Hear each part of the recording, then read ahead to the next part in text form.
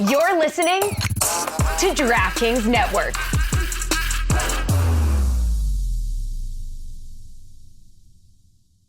This is the Dan Batard Show with the Stugotz Podcast.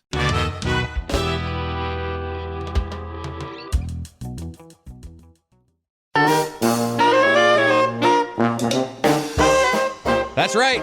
It's time for Against the Spread. And it is brought to you by our friends at DraftKings. Stay tuned because you'll hear all about what DraftKings has to offer throughout the show. DraftKings, the crown is yours. Let's start with Jeremy Taché. What do you got? We were talking about Kids Day in the WNBA. The Aces are at the Storm today, but the Aces are favored by 4. I'm going to take the Las Vegas Aces -4 against the spread. I'm going to stay in the W. The Atlanta Dream, my Atlanta Dream, are going to Chicago to face my Chicago Sky. I think the Chicago Sky, Angel Reese, Camila Cardoso, Young Ken, and Barbie will get the job done. The spread is 7.5. I'm taking the Chicago Sky Against the spread. Charlie's maiden voyage on Against the Spread. And this voyage is going across the pond to Wimbledon. Carlos Alcaraz. Alki! In the semifinals King against Daniil Los. Medvedev. -4.5 games in this spread. Too much variety. The drop shot, able to spread the court wide. He's going to beat Medvedev in straight sets. The -4.5, lock it in. Against the spread! Billy Bill, bring us home. I'm going to bring it back to the WNBA. I got a feeling about this one. I'm going to take the Washington Mystics +7 over the Indiana Fever. Charlie's team! Wow. I think it's because Charlie's in town. There's just something about Washington I'm feeling. And that -7 for Indiana, they did have a big win this weekend where they beat the New York Liberty. So Liberty kind of dismissively said this was their Super Bowl. What's going on, David? You okay? Against the spread. Keep going, Billy. I love it. That's it. The end. But is David okay? Yeah, no. You good? I He was thought you were- checking on me because I had my mouth open. I was waiting for the A. We were trying to Flip it. go with against. We were prepared. We were ready. And then Billy had another thought, and we were trying to see if we could hold our breath long enough before doing It's it. At least private that's what I was conversations doing. while I'm talking. Oh, no. Yeah, it's really disrupting the show. Honest with you. Of course, you cut off the WNBA analysis. Shame on you, misogyners. Love it. Not one baseball pick in an entire row.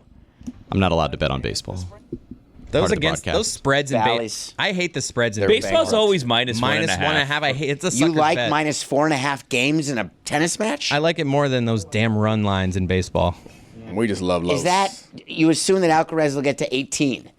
No. That'll be total games. This is in the sets wins. It's not winning in tiebreakers. It's like winning 6-4, 6-4. I guess 6-4, 6-4, 7-6 would be -4.5 games. So it's over the course of the sets that he wins. Or if he wins in 4 sets, does he get a minus? Yeah, Could've When just he let it loses go, six David. Spread of four, games. Do you lose 2? Yeah, total spread of games. I'm trying to teach people. Against the spread against. Do we not want to teach people how to bet tennis? Pablo, you're back in the big chair. Grab the wheel, doggy. The top 5 people David Sampson has fired. I do have a list of that. I spent some time on this because you asked me to. Thank you, sir. Do you have thought back to my whole career? Do you have OLIs or a straight 5? Outside looking in. I don't know what I. So, like, if there's do you more have than it- 5. So do you have more than 5? So sometimes. I had to cut it down. Oh boy. Yeah. Well, doesn't everyone who does a top 5 This is have just to a. cut it? This is don't get the this is a you don't get the show. How do we not? I just David, you do the didn't- I show don't get every it. week. You don't know how the show works. Never mind. I'm okay to admit when I don't get something. Number 5. Jeff Torborg. I got a story for you on the Jeff Torborg firing. Jeff Torborg was our manager in Montreal. He moved with us to Florida. He was only hired as the manager because our owner made us hire him because he was a personal friend, and we fired Felipe Lou to bring in Jeff Torborg. But Jeff Torborg made us hire all of his kids, which is absurd. Can you imagine firing your kids to work with you? Oh my gosh, I mean, nuts. no one would ever do that. And so his kid, one of them was a wrestler. Yeah, Dale Torborg. Yes! Why do you know that? I just know things, man. I don't So the benefit of firing Jeff Torborg is that we also got to fire Dale Torborg. They both got to go, and having Torborg gone, it was a dream come true. That makes me think of an important question. Jordan or Torborg? Number 4. Dale Torborg was like a knockoff Kiss wrestler. Yeah, I looked him up. He's the Kiss Demon, Yes. the MVP, the Demon, and also his last ring name was Dale Torborg. That's his actual name. Number 4, a pitching coach named Brad Arnsberg. He had to be chased. When we went to fire him, he would not allow himself to be fired because he thought he was untouchable because of his relationship with the owner, but it was a power struggle we won to get him fired. Had to be chased. Physically, Literally literally. chased in order to get him fired. So it was like you're serving somebody, like like they were trying to hide. Gotcha. I need the visual of where this chase is happening. Is it like through the tunnels of No, the it was stadium? in a parking lot. A parking lot. And are you jogging at some point in this chase?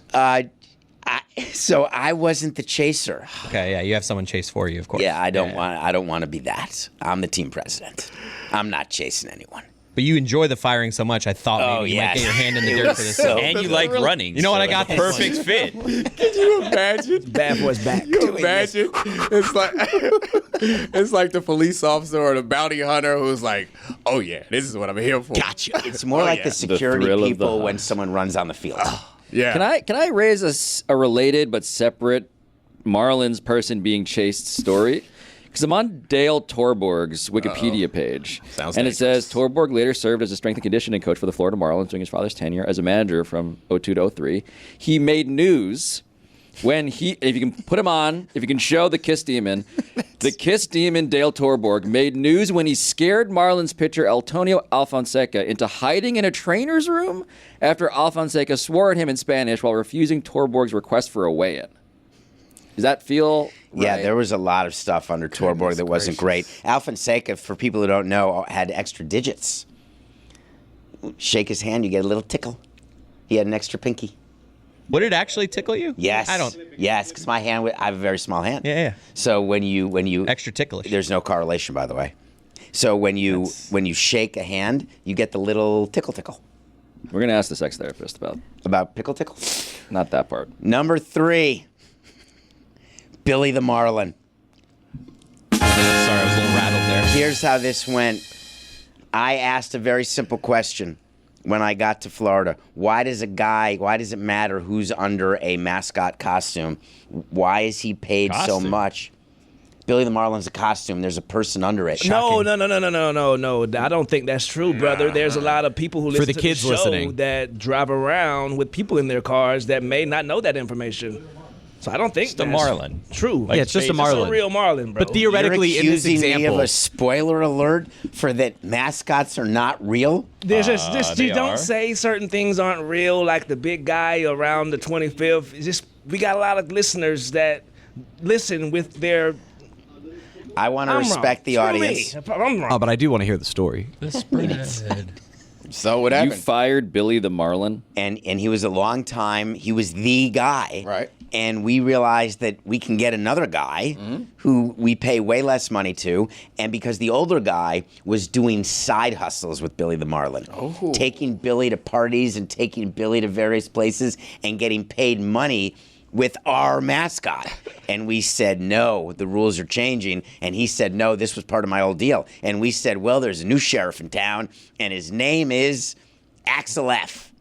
That's Damn, bruh. that's a that was a mix. good That's actually firing. you gotta get actually his made the ass right up outta choice. there. Right. That's pretty crazy. So, and by the way, the guy who became Billy the Marlin had a huge, long career and was fantastic at it. Nice. Number 2, Ron Book. Ron Book may be someone that none of you know. Ron Book was a lobbyist, a very, very famous lobbyist here in Florida, who was hired by John Henry to help get a new stadium. When we got to Florida, we got rid of every single lobbyist. We fired them all. Ron Book was so angry that we fired him that he made it his he made it his lifelong passion to make sure that we never got a stadium built. He became our sworn enemy because we took him off the payroll where he was getting paid money to not get a stadium done, basically. And when we let him go, when I let him go, I remember it well. Bless his heart. I don't even know if he's alive anymore.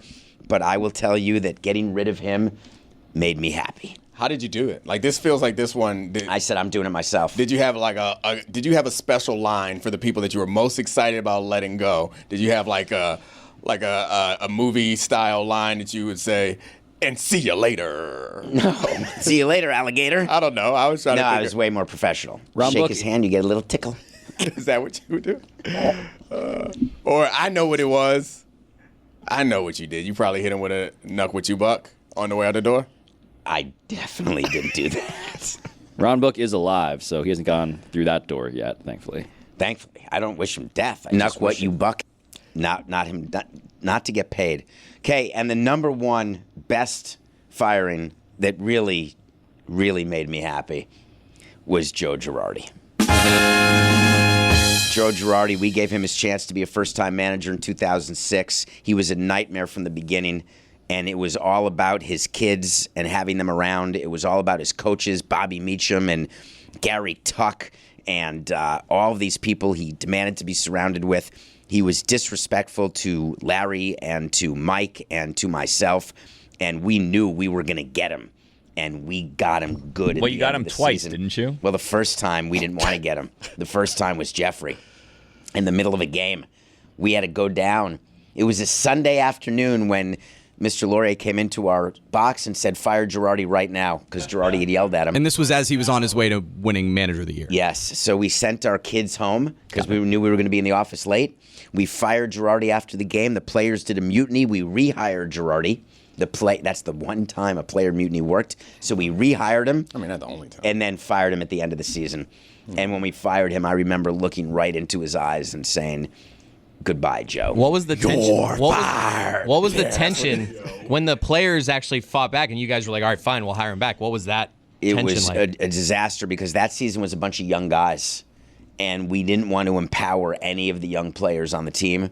And Joe had made it his business to do an us against them. And you're showing him as the manager, and he didn't have a bad rap. He then went on to manage the Yankees to a title. I would like to request they clip it on we didn't want to empower any young players on the team. I don't know. I don't need it for the show. I just need it for my personal collection of bullshit that I've heard. Okay, thank you. Just personal. When I to get me fired up for my workout, I would like to listen to some foolishness like that. It's just, I'm going to lift something serious that day. And other times mutinies have worked. I think, was it 1952? The NBA bounty? All-Star? No, Oh, sorry. the NBA All-Star game, right? That was it. I think, yeah. Player mutinies are effective occasionally. When you were facing your player mutiny, David, do you remember who was like the ringleader of the players? See if you can find Dontrell and ask what Dontrell thought about it.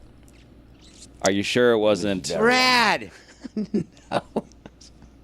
Don't make light of a player mutiny. It was very uncomfortable.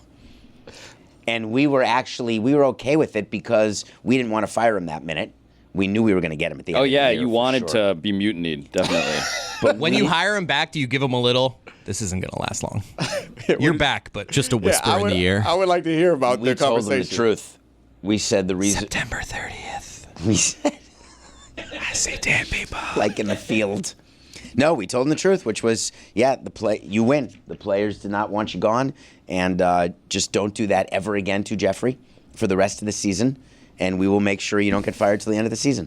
1964 was the All-Star Game strike, I think, that the basketball players went on. And it's how they What, got what were they going after? pension, I believe. Yeah. That's big. Yeah, it was big. You guys are evil. People don't realize how important pension is. I got an idea. You know who does realize People it? don't, huh?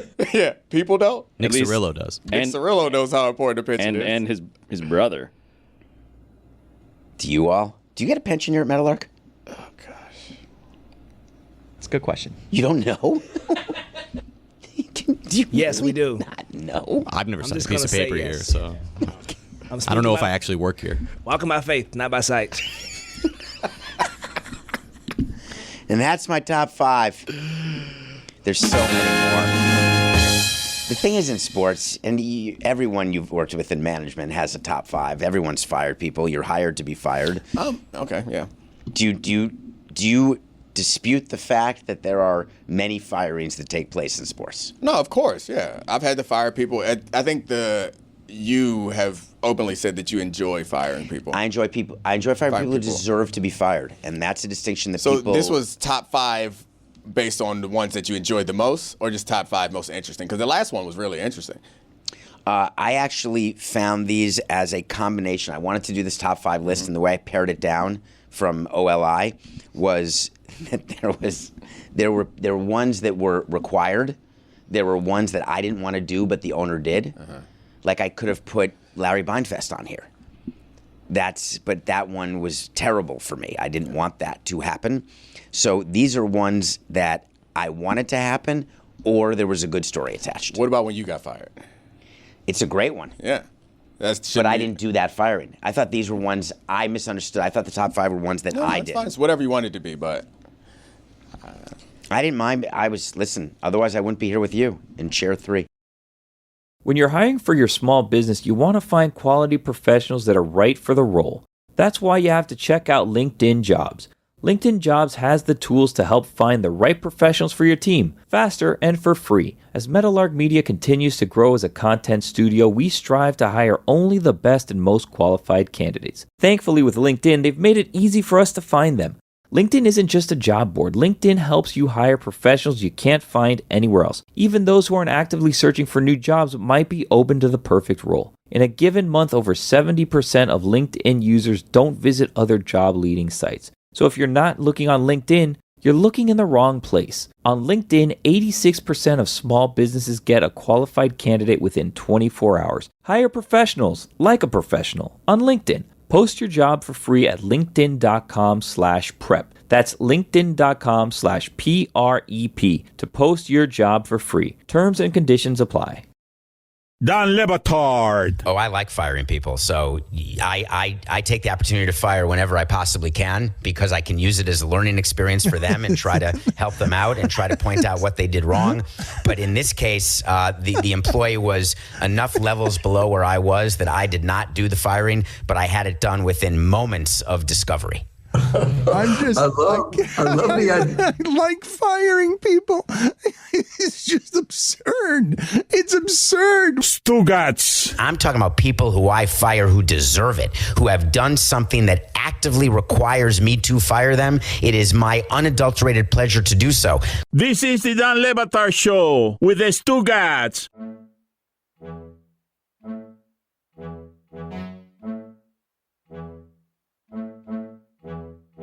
Jeremy Tachet's top 5 list. Let's do it. Of songs that came from movie soundtracks. This is going to be very unsurprising, but it's a very white list. OLI, What Was I Made For by Billie Eilish for the Barbie. Very good song. The only reason it's OLI is because I'm not sure it's actually her best song. She has a lot of bangers. Another OLI, New York, New York by John Kander and Fred Ebb. They also wrote the musicals Cabaret in Chicago. So again, tough to decide that it's their best song. Thank you. We can keep it going on that. I'm confused. You're making this list, and the first 2 don't qualify for the list. That's why they're OLI. They're great songs. They're made for movies. You don't but they're understand OLI. what OLI means, just like all right. David. Number OLI 5. is stuff that could be on the list, but wasn't quite been on good the enough. list. Did you say you You're just saying wanted on to the talk about those 2 songs? I did. I really those just wanted are to just bring those in there. O's. All right, fine. Did you skip another OLI? No. Okay. Number 5, Night Fever by the Bee Gees for Saturday Night Fever.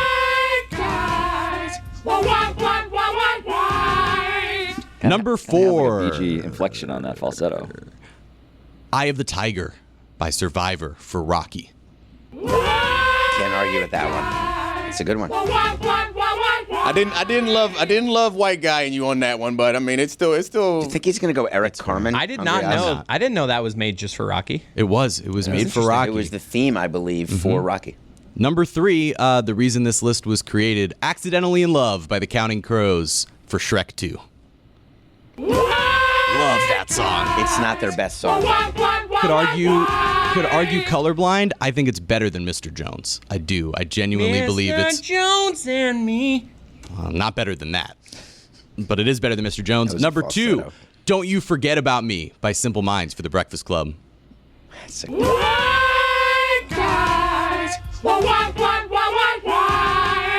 And number 1, for The City of Angels, Iris by the Goo Goo Dolls. Why are you playing it for that? It's a good song. I don't know. I'm just. Yeah, it had to be a really white list. I'm me. I mean, Waiting to Exhale, you didn't never listen to that soundtrack? Sorry, what? Fire. Sunset Oh, Park got a great soundtrack. Kiss from a Rose? Not written for Batman Forever. That's a wasn't? single that was featured in Batman Forever. There's a difference here, Pablo. You now gotta you're learn the stickler. list. Now you're a stickler. Songs written for movies, not just primarily featured in a I'm movie. not a huge Billie Eilish fan, but is it established that Barbie song is her best song? No, that's kind of why I kept it on the OLI. I wanted to mention it. It's a great song. It's a beautiful song. What about the James Bond song she wrote and won an Oscar for? No, that was Adele, was it not? It was Adele. What about See You Skyfall? Again? Yeah. Are you Skyfall's telling a me great that song. Billie Eilish? That actually maybe should have been on the list. Yeah, that made honestly that was a good What about one. See You Again, the Wiz Khalifa song for Paul Walker? Is that his best song? Oh, that I forgot. What about about Lose Yourself? All-time Forgot C. about that caveat. Oh, Lose Yourself. Yourself won an Oscar. It's a good one. All-time scene though, like when the a good cars one. are driving away. Oh. Yeah. Oh, I cried. It still qualifies for your list. No, Lose Yourself is a good one. Yeah. I think it's a beautiful thing that we criticize people's lists because of their own taste. No. It's very bothersome to me. No. You have Yeah, to this be was very allowed to clearly have just a- my taste. which is fine. Yeah. My top 5s are my taste too.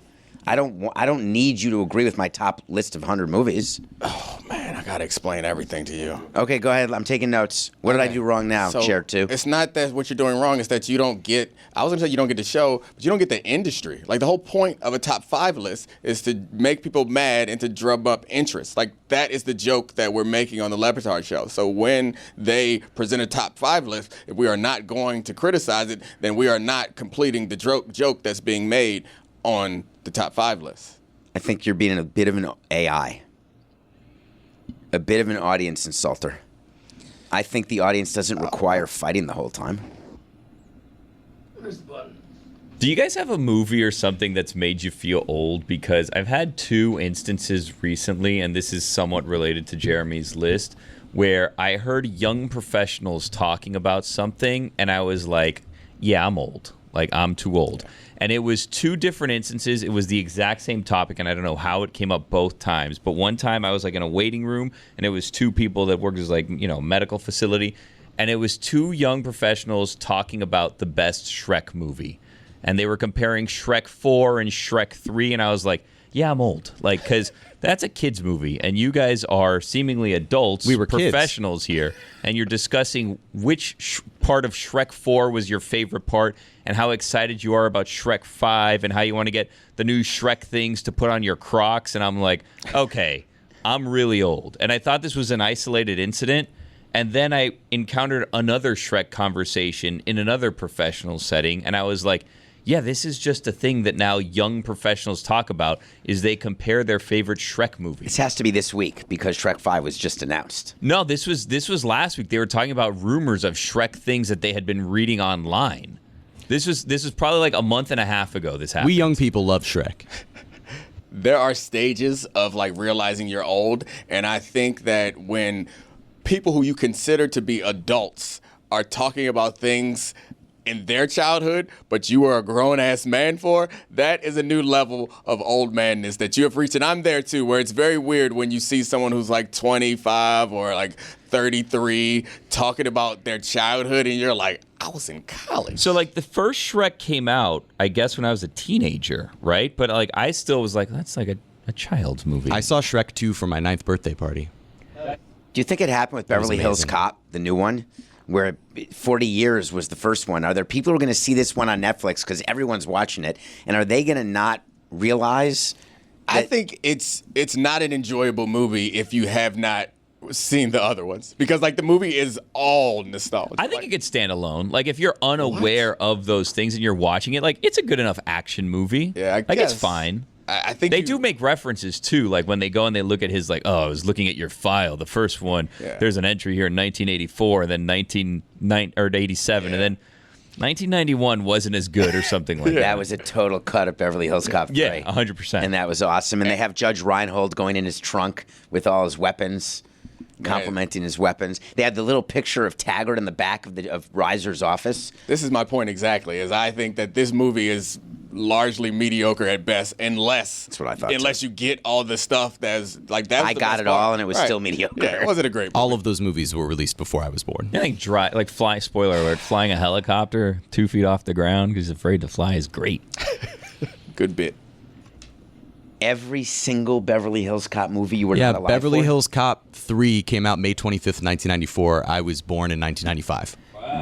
That is the number one example of That's an feeling example, old yeah. just there. No, I mean, the 9/11 in general has happened a few times where I've been around young people who are like, have no recollection. I was like, I was a baby. I don't even that was remember. like... It's like I was in college. I was a freshman in college. It was a not funny meme, but it was when I was like in college age. It was a thing of like, if she doesn't remember 9/11, she's too young for you, bro.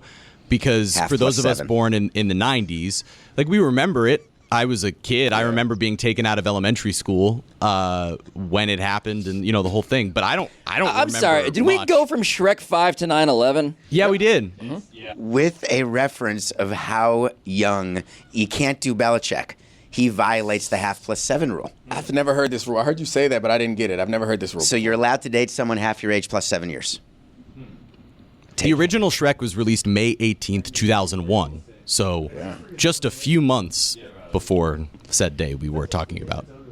So take half of 56, 28. 28 plus 7 is 35. Chris Farley was supposed to be Shrek originally? Thank you.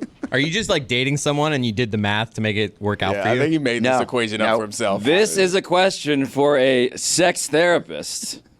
Coming up next. Sex next. Howdy, y'all, it's Mike, and since the dawn of mankind, we've cooked our food over an open flame and debated the best way to grill. One thing that is not up for debate, grilling and beer always go together. Even I know that, and I'm not the manliest American type, but I know that if I'm grilling out there, I need a Miller Lite in my hand. Why? Because Miller Lite keeps it simple, undebatable quality, and it tastes as great as my barbecue. It's a beer that strips away everything that I don't need and holds on to what matters most, the light beer with the most taste. Less filling and only 96 calories. Nothing says summer like a Miller Lite. It's the original light beer since 1975 and a perfect companion for all grill masters or wannabe grill masters across this great land. With a Miller Lite in your hand, grilling doesn't just taste great, tastes like Miller time. To get Miller Lite delivered right to your door, visit MillerLite.com/Dan, or you can find it pretty much anywhere that sells beer. Celebrate responsibly. Miller Brewing Company, Milwaukee, Wisconsin, 96 calories per 12 ounces. Don Batard. I win in the margins. I'm like, You're Moneyball of sex? I'm basically Scott Hatterberg. A lot of Stugotz. A lot of walks, but I'm on base. When it comes to sex, A I'm lot of Scott foul Hatterberg. Other dudes, they can be Giambi. You know your role, you play well? I know my role. This is the Don Batard Show with the Stugotz.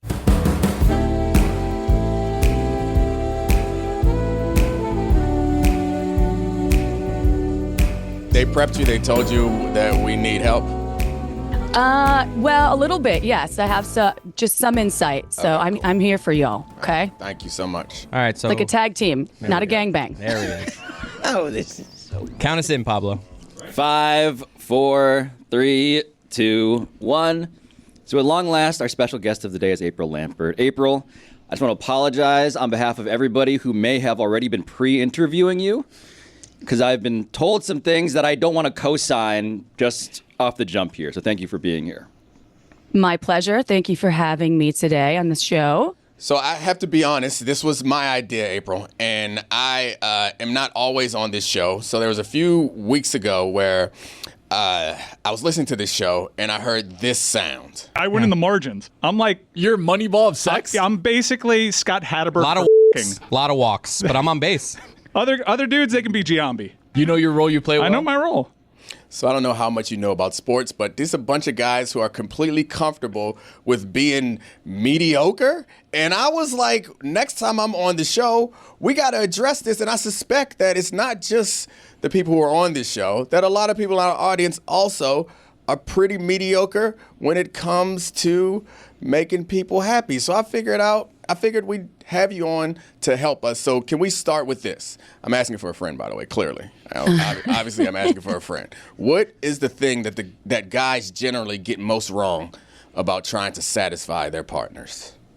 This is a great question, and I'm really happy that you asked. So when we're talking about straight partnerships, the facts are the numbers never lie. The facts are out there, and 95% of men, when they have sexual activity with their woman, 95% of those people are coming. They're orgasming, right? Mm-hmm. But only 65% of the straight women are having the same experience, meaning they can climax.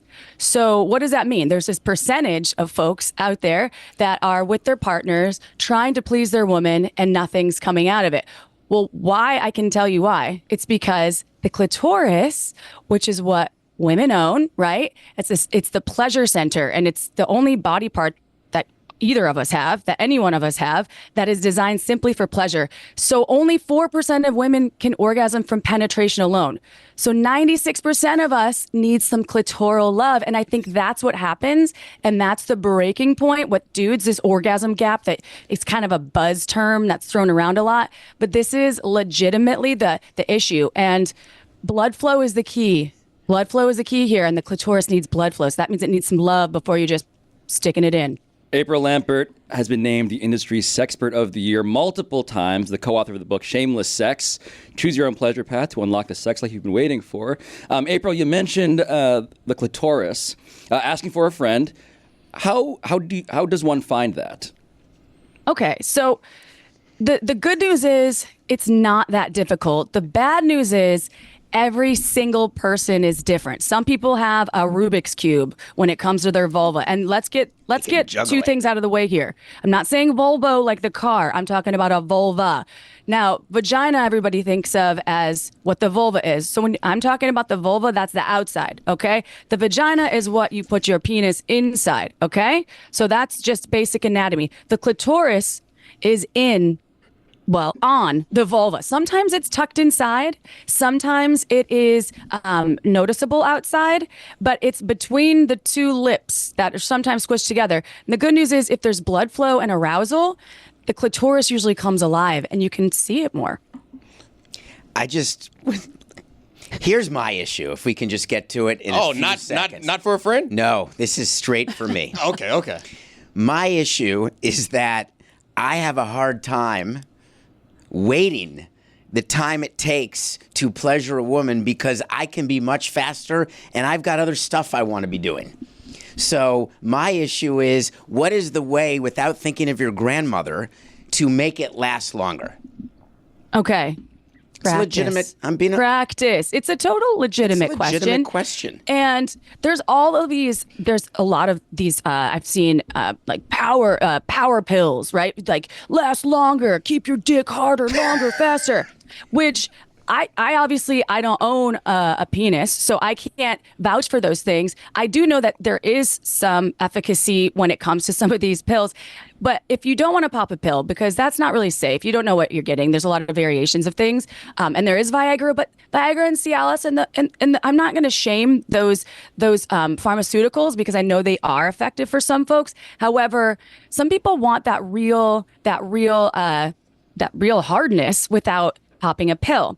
So there are some things you can use, like cock rings that you can fit around the testicles and the shaft, and they kind of. Do you know what the perineum is? The gooch, the taint. Yep. Yeah. Okay, wait. Not your follow-up ass, question not for a your, friend. Not your balls. For a friend, is that the same as the grundle, or is that different?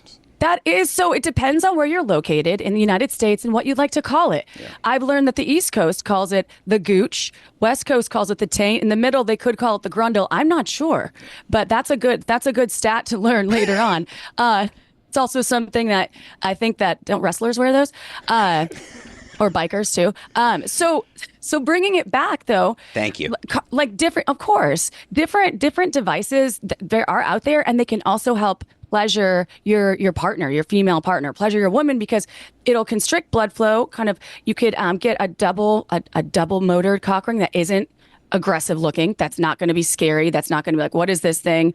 And you put it on. And then when you start to get blood flow to the penis, you're feeling the vibrations of the C-ring. And then your partner, if she's grinding on you, can also feel the vibrations. Now, remember something else about the clitoris that I didn't mention. And this might be a little bit hard to wrap your head around because it is such a mystery, the clitoris. Proceed. Yes, a lot of this information wasn't even discovered until like the 90s. That's how long it took. So the clitoris, when we look at it, it actually, from the outside, you can only see, and I wish I had a vulva puppet, but I don't. But I'll use my fingers. Like think of a wishbone.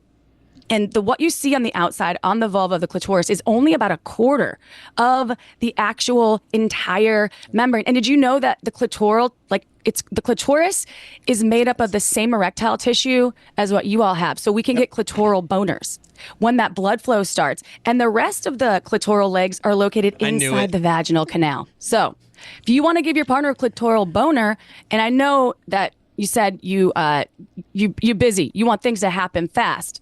Well, it takes 4 times the amount of time for a woman to get the blood flow they need to get aroused. And foreplay is the most important part of sex. Dude, you have to understand.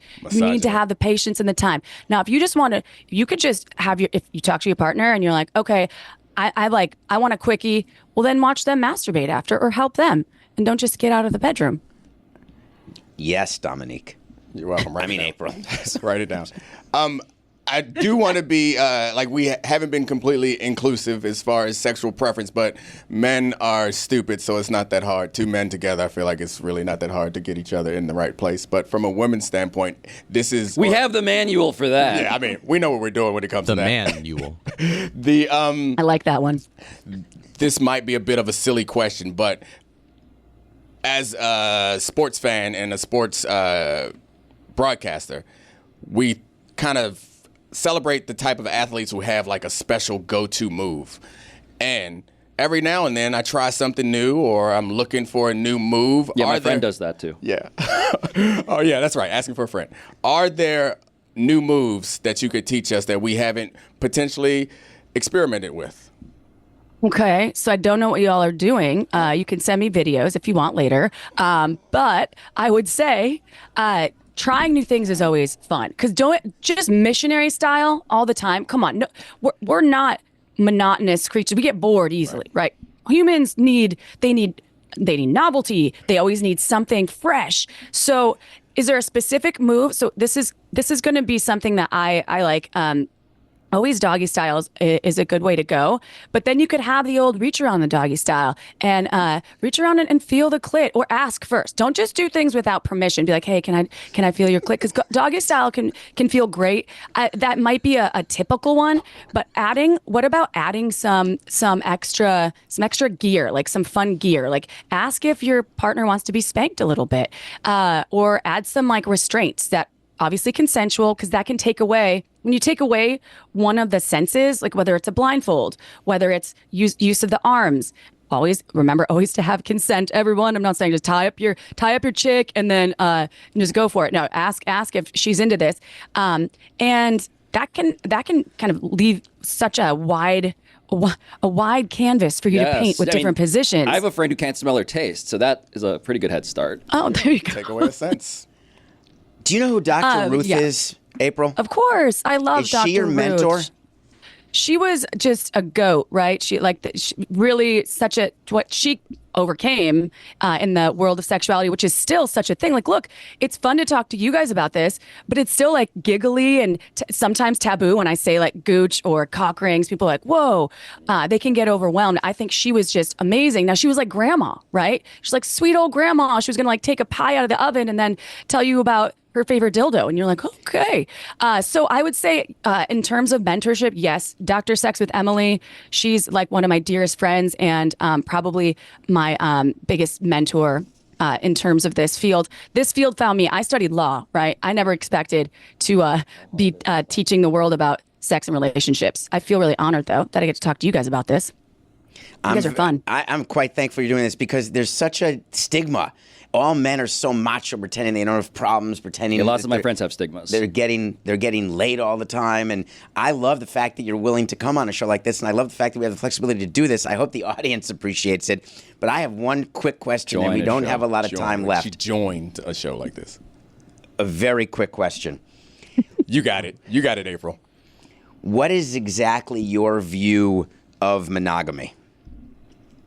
Okay, so this is a hot topic right now, right? People are talking about ethical non-monogamy, opening relationships up. I am 1 a minute or monogamous- less, I need to hear you. Okay, so I'm a monogamous person for now. So remember that sexual orientation, relationship styles, all of those things can change. They're fluid.